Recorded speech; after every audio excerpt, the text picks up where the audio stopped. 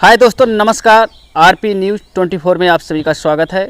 आज हम आए हुए हैं, बोर्ड का थोड़ा दिखा दीजिएगा कैमरामैन भाई, Jai Bajrang higher secondary school Phulehra Azamgarh. इसका एक अलग ही इतिहास है विद्यालय का। और मैं भी रास्ते में ही आ रहा था, मार्केट में कुछ लोग बात ही ऐसे चर्चा कर रहे थे जैसे चट्टी चौराहे पे बात करते हैं। तो ऐसे अब गर्मी का महीना आ गया है, गर्मी स्टार्ट हो गई है और बच्चों की छुट्टी भी होने वाली है। तो कुछ लोग बातचीत ऐसे कर रहे थे, तो बड़ी इसकी खासियत बता रहे थे। तो मैं सोचा कि चलकर क्यों ना हम इसको थोड़ा लोगों को पब्लिक में दिखाया जाए कि आखिर क्या खासियत है इस विद्यालय का। तो आइए चलिए हम थोड़ा अंदर चलते हैं, देखते हैं यहाँ का क्या माहौल है और कुछ लोगों से बात भी करेंगे। ऐसे हम मिलते हैं, तो हम लोग थोड़ा न्यूज़ वाले हैं, आपसे कुछ जानेंगे यहाँ के बारे में। तो आप अपना थोड़ा परिचय देंगे, विद्यालय में आपकी उपस्थिति। मैं आपके चैनल के माध्यम से बता देना चाहता हूँ जी कि मैं जय बजरंग इंटर कॉलेज फुलेहरा के प्रधानाचार्य हूँ, राजेश यादव। अच्छा। जी जी, देखिए दोस्तों, आते ही वही कहा जाता है ना, जिसको ढूंढो गली गली और मिले अपनी गली। तो आते ही यहाँ पर हमें जो है यहाँ के प्रधानाचार्य से मुलाकात हो गई। तो अब समझिए कि सारा चीज़ आप लोगों को यहाँ की बातें एक एक चीज़ मिल जाएगी कि आखिर यहाँ की खासियत क्या है। तो आप लोग चैनल पर बने रहिए, कहीं मत जाइए। आज जानिए कि इस फुलेहरा विद्यालय जय बजरंग इंटर कॉलेज की क्या खासियत है। तो आप लोग कहीं मत जाइए। तो सबसे पहले हम आपसे पूछेंगे कि यहाँ की खासियत क्या है, क्योंकि हम जब रास्ते से आ रहे थे तो सामने एक चट्टी पड़ती है, ये जो च्योता की जो मार्केट है, वहाँ पे कुछ लोग बातें कर रहे थे इस विद्यालय को लेकर के। और कुछ यहाँ पर फंक्शन वगैरह आज आप करवाए थे? जी, आज जैसा कि 14 अप्रैल को डॉक्टर भीमराव अंबेडकर जी की जयंती है जी। तो हम लोग तो आएंगे ही, स्कूल पे होगा, लेकिन उस दिन बच्चे नहीं रहेंगे। तो आज सभी बच्चे थे, तो उनके बीच में हम लोग 2 दिन पहले ही डॉक्टर भीमराव अंबेडकर जी की जयंती को बच्चों के बीच में हम लोग मनाए। और इस महान पुरुष के जन्मदिन के शुभ अवसर पर हमारे मैनेजर साहब ने बच्चों को मिठाई दिया, बच्चों के भाषण पर पुरस्कार दिया और बच्चों को सम्मानित किया गया। देखिए दोस्तों, यहाँ का पहला ही व्यक्तित्व तो आप लोगों को देखने को मिल गया कि यहाँ के जो प्रधानाचार्य हैं, बच्चों को लेकर के कितना मतलब हितैषी एक तरीके से कहा जाता है कि जिस अंबेडकर जी को लेकर के आज कुछ लोग व्यक्ति विशेष में बांटते हैं। कुछ ऐसे विद्यालय हैं जो बहुत अहमियत नहीं देते, तस्वीर तो ऐसे लगा करके रखे रहते हैं, लेकिन इन्होंने बच्चों को उनके बारे में बताया आपने, उनके बारे में, उनके व्यक्तित्व के बारे में, उनके संघर्षों के बारे में जानकारी दी होंगे। इस पर हम भी बात करेंगे, आप लोग चैनल पर बने रहिए। तो सबसे बड़ी खासियत यहाँ पर ये देखने को मिलती है कि ये जो है सोमवार के दिन जो पड़ता है 14 अप्रैल, जिस दिन बाबा साहब का जयंती है, और उस दिन विद्यालय बंद रहेगा, गेस्टेड छुट्टी भी है ना। गेस्टेड छुट्टी होने की वजह से बच्चे विद्यालय नहीं आ पाएंगे, और जब बच्चे विद्यालय नहीं आ पाएंगे तो उनके विचारों से वो लोग जुड़ नहीं पाएंगे कि नहीं। जब उनके विचारों से जुड़ नहीं पाएंगे तो कहीं ना कहीं बच्चे जो हैं उनके विचारों को नहीं जान पाएंगे, सही तरीके से नहीं जान पाएंगे। क्योंकि जो एक शिक्षक जो चीज़ होता जो बनाता है अपने बच्चे को, जिस तरीके से लोहार एक निहाई पे रख करके किसी औजार को तैयार करता है, उसी तरीके से एक शिक्षक जो होता है एक बच्चे को तैयार करता है, ताकि वो जा कर के गली गली में जा कर के वो अपने शिक्षक का मान सम्मान बढ़ाता है और अपने गांव और गिरोज का बढ़ाता है। तो आइए हम बात करते हैं कि अंबेडकर जी को लेकर के एक किस तरीके से बच्चों को किस तरीके से अंबेडकर के विचारों को बताएं। जी, अभी हमारे यहाँ बहुत सी बच्चियाँ और बच्चे डॉक्टर भीमराव अंबेडकर जी के जीवन के ऊपर प्रकाश डाले। हमारे कुछ अध्यापक अध्यापिकाओं ने भी प्रकाश डाला और हमने भी बच्चों को बताया। मैं आपके चैनल के माध्यम से हिंदुस्तान के पूरे भारत में हर एक बच्चे को ये बता देना चाहता हूँ कि डॉक्टर भीमराव अंबेडकर जी इस देश के लिए क्या थे और इस देश के लिए क्या कर गुजरे हैं। ये हमारे लिए बड़े गर्व की बात है। जैसा कि डॉक्टर भीमराव अंबेडकर जी ने एक बात कहा था कि शिक्षा वह शेरनी का दूध है, इसको जो जितना पिएगा उतना दहाड़ेगा। देखिए मैं दोस्तों, आपके चैनल के माध्यम से ये भी बता देना चाहता हूं कि आज जो जगह जगह पे डॉक्टर भीमराव अंबेडकर जी की मूर्तियों को तोड़ा जा रहा है, जी और जो लोग तोड़ रहे हैं और जो तोड़वा रहे हैं, जी उनको मैं एक संदेश बता देना चाहता हूं कि इन मूर्तियों को तोड़ने से आपका मकसद पूरा होने वाला नहीं है। जी वह व्यक्ति हमारे जैसे लोगों को जगा चुका है जी और हमारे जैसे लोग जाग चुके हैं, जी ये जान लीजिए। और मैं अपने लोगों तक एक बात पहुंचाना चाहता हूं कि डॉक्टर भीमराव अंबेडकर जी के इस जन्मदिन के शुभ अवसर पर जो इनकी जयंती आप मनाएंगे, इनके विचारों को अपने बच्चों के बीच में, अपने परिवार के बीच में, अपने गांव में इनके विचारों को फैलाइए। इनके विचार क्या थे, इनकी सोच क्या थी, ना कि आप डीजे बजाएं और दारू पी के डांस करें। जी ये ध्येय नहीं था डॉक्टर भीमराव अंबेडकर जी का। जी ये ध्येय था कि हमारे लोग जागें, जी हमारे लोग जागें, अपने हक के लिए लड़ें। और आज कभी कभी ये हमें महसूस होता है, ऐसा ये बात कितनी सत्य है, ये आपके चैनल पे जो कमेंट आएंगे ये जरूर बताया जाएगा। आप मेरे को बताइएगा कि डॉक्टर भीमराव अंबेडकर जी उस समय तो अकेले थे, जी जो वो दौर था कि जिसमें हमारे और हमारे पूर्वजों को के गलों में एक बर्तन बांध दिया जाता था और पीछे झाड़ू बांध दिया जाता था कि जिस रास्ते से जा रहे हैं उधर झाड़ू लगे, अगर ये जमीन पे थूके नहीं अपवित्र हो जाएगी। ऐसी सोच थी। मानवता को इतना नीचे गिरा दिए थे जिसकी कोई हद ही नहीं। लेकिन डॉक्टर भीमराव अंबेडकर जी ने आज वो हक हम लोगों को दिला के गए। और कभी कभी आज अपने लोगों को देखने के बाद बड़ी शर्म आती है कि वह अकेला व्यक्ति इतना बड़ा कार्य कर गया। आज हमारे लोग कितने शिक्षित हैं, कितने IAS PCS हैं, बड़े बड़े पोस्ट पे हैं, लेकिन बताइए आज उनकी मूर्तियों को तोड़ा जा रहा है जगह जगह पे।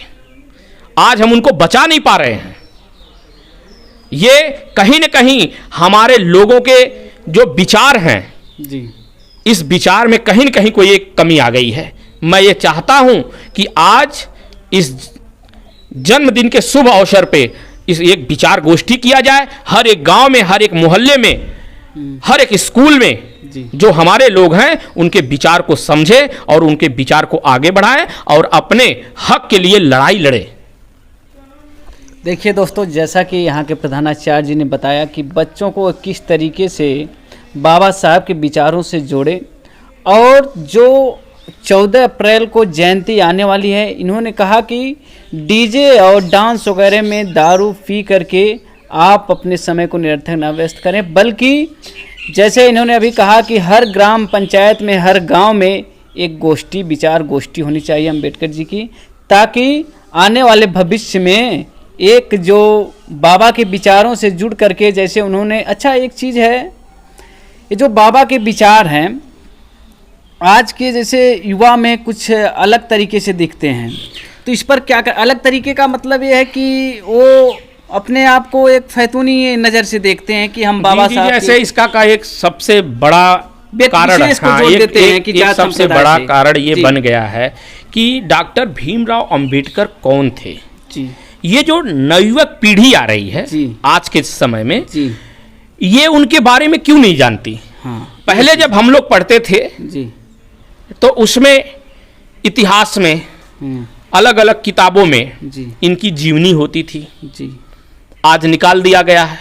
तो इसका मतलब, आपके कहने का मतलब है, उसमें जोड़ा नहीं जा रहा है। जिस शिक्षा ये नीति हमारे जो है, लोग, इसको भी चेंज हाँ, कर दिए हैं ये लोग, जोड़ा ही नहीं जा रहा है। मैं कह रहा हूँ महान व्यक्तित्वों को जोड़ा नहीं जा केवल रहा है। संविधान संविधान संविधान संविधान, लेकिन संविधान है क्या। अभी छोटे छोटे बच्चे हैं, किसी स्कूल में आप चले जाएं, डॉक्टर भीमराव अंबेडकर जी कौन है नहीं जानते। अभी आप एक विचार गोष्ठी रखी गई थी एक बार इसी स्कूल पे, और जाके लोगों को बताया गया कि डॉक्टर भीमराव अंबेडकर जी की एक विचार गोष्ठी रखी गई है। तो एक परिवार से एक व्यक्ति ने कहा ये कौन है बताएं। अजीब प्रश्न, जिसकी वजह से उनका वजूद है। ऐसे लोग ऐसे प्रश्न कर रहे हैं। ये पूछा जाए कि चलिए शहीद आजम भगत सिंह के बारे में एक विचार गोष्ठी रखी गई, तो कौन है शहीद आजम भगत सिंह बताइए, जिसने 23 साल की उम्र में अपने आप को फांसी पे लटका लिया हमारे और आपके लिए। उसको हमारे लोग नहीं जान रहे, ये कौन सी बात है। पहले की किताबों में हुआ करता था जी। झांसी की रानी की कविता पढ़ाई जाती थी। आज आप किसी भी स्कूल में कक्षा 4, 3, 4, 5 की बुकों में उठा के जाकर देख लीजिए, डॉक्टर भीमराव अंबेडकर के बारे में नहीं है, ना ही शहीद आजम भगत सिंह के बारे में नहीं है, ना ही चंद्रशेखर आज़ाद के बारे में नहीं है। कौन है ये लोग, कहाँ से आते हैं, कैसे कैसे व्यवस्थाओं को दे रहे हैं, आप बताएं। जब वहीं से छीड़ किया जा रहा है तो आने वाली नई पीढ़ी क्या जानेगी? कुछ नहीं जानेगी अपने क्रांतिकारियों के बारे में। यहाँ के जो महान व्यक्तित्व हैं, मैंने भी पढ़ा है, करीब जब हम 2008 में थे तो 8वीं में थे, तो हमारी एक एक्स्ट्रा किताब रहती थी जो महान व्यक्तित्व करके रहती थी। जी जी रहती थी ना जी। तो उसमें क्या था कि जो हमारे यहाँ देश के जो प्रति अपने प्राण तक न्यौछावर कर दिए और जो महान क्रांतिकारी थे और महान वैज्ञानिक थे, बड़ी बड़ी विभूतियाँ जो थीं उनके बारे में बताया जाता था। तो कहीं ना कहीं शिक्षा नीति भी हमारे यहाँ की धीरे धीरे हम लोगों को वीक करती जा रही है। जी, जी, और जी। हमारे जो यहाँ के महान व्यक्तित्व हैं, महान कृतकर्म जो किए हैं, उनसे दूर रखा जा रहा है ताकि हम अंधकार में रहें। और जो आज का जो पॉलिटिक्स दौर चल रहा है, जिसको ये लोग हर चीज़ को पॉलिटिक्स से जोड़ रहे हैं, तो इस पर आप क्या कहेंगे? जैसे कि देखिए, मैं आपको बता दूं, मैं अपने विद्यालय के बारे में एक बात मैं बता देना चाहता हूं कि यहाँ पे देखिए, ये गेट है जिधर से आपकी एंट्री हुई है। ये देखिए, डॉक्टर भीमराव अंबेडकर जी। बुद्धि का विकास मानव अस्तित्व का अंतिम लक्ष्य होना चाहिए जी। ये यहाँ पे है आप डॉक्टर APJ अब्दुल कलाम जी। यहाँ पे है आप दिखाइए सरदार वल्लभ भाई पटेल जी। यहाँ पे है सुभाष चंद्र बोस। और यहाँ पे देखिए एक बोर्ड हमने लगाया है, जो भी बच्चे इधर हमारे आते हैं इसके बारे में कम से कम वो जाने कि ये क्या है, कैसे कैसे है। और आप थोड़ा जूम कर दीजिए कैमरामैन, आप बाहर आइए, इसको हम आपको दिखाते हैं।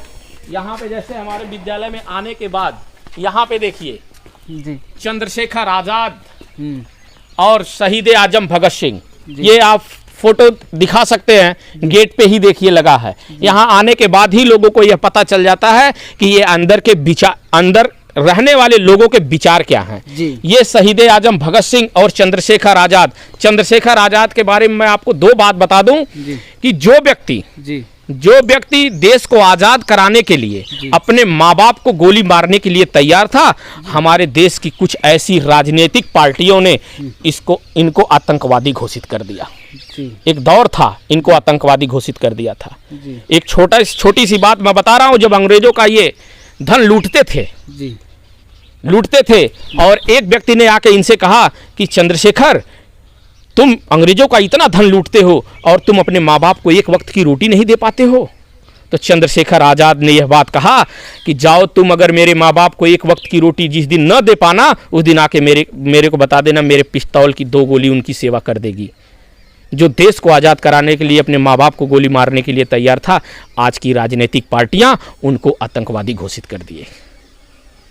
जिस देश में हम लोग रह रहे हैं जी, क्या सोच है, कैसे विचार हैं लोगों को, यहाँ इसको किस जगह पे लेके जाना चाहते हैं, अभी ये सामने वाला ही जाने।